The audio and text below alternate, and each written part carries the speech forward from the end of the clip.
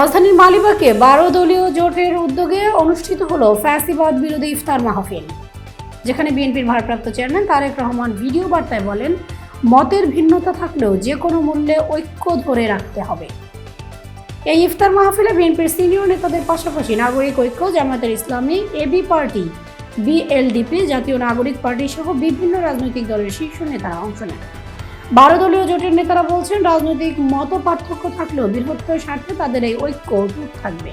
সামনের দিনগুলোতে আন্দোলন আরো জোরদার করার কথাও জানিয়েছেন তারা। আমরা 12 দলীয় জোট, আমরা অতীতে রাজপথে ছিলাম। রাজপথের প্রতিটি আন্দোলনে আমরা সক্রিয় ভূমিকা পালন করেছি।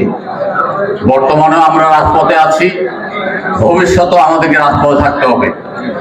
আজকে বিনা কারণে বিভিন্ন জনের উস্কানিতে আজকে দেশে একটি অস্থিতিশীল অবস্থা তৈরি করছে।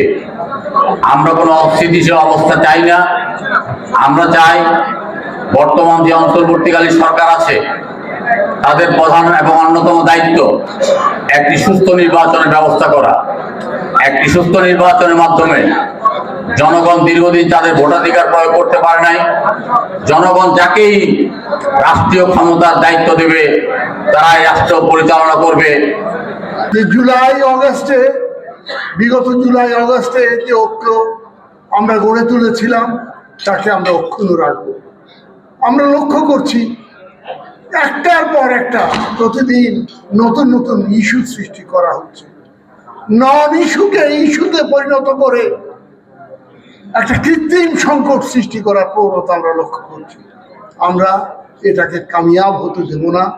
আমাদের জুলাই আগস্টের ঐক্য আমাদের মধ্যে অটুট থাকবে, অক্ষুণ্ণ থাকবে এবং গণতন্ত্রের ঈপ্সিত লক্ষ্যে আমরা অবশ্যই উপনীত হব।